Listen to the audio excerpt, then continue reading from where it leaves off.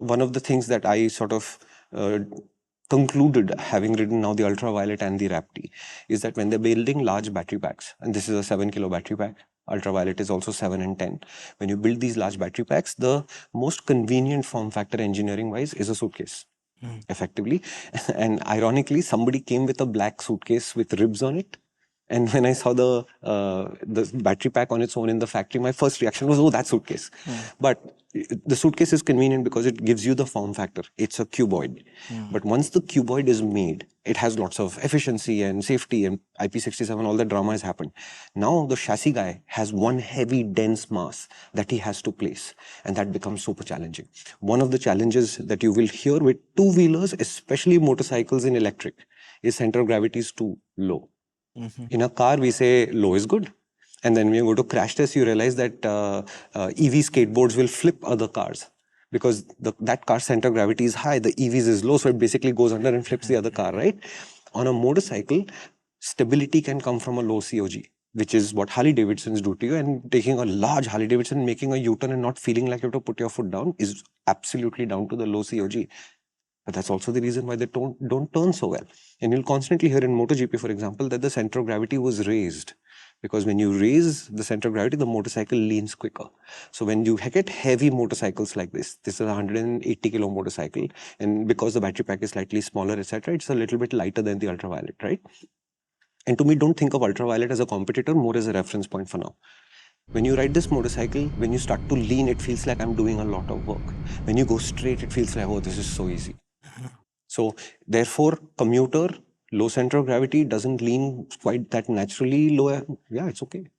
And I'm going to give you an example of this, like this feeling, because it was so new, it's still stuck in my head.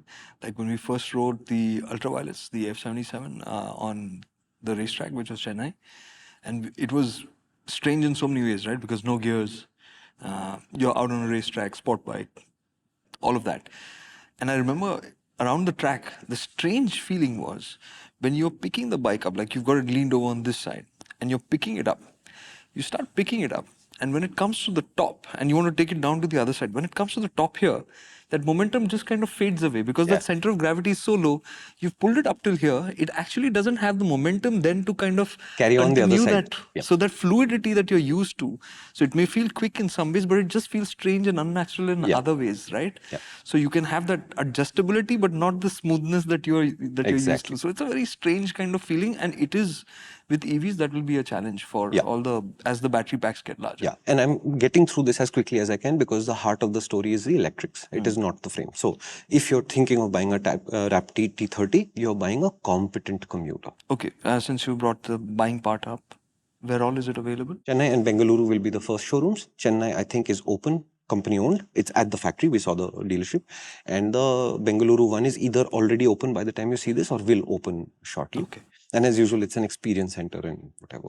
And you said it was 2.4 lakhs. 2.4 lakhs X. So whatever the little taxation is, etc., will add up on top of that. I'll put up the exact prices because I'm not really going to go into the detail of the spec because the story is larger than that. What kind of a name is a Raptee? As it turns out, it's named after a dinosaur. You know which one.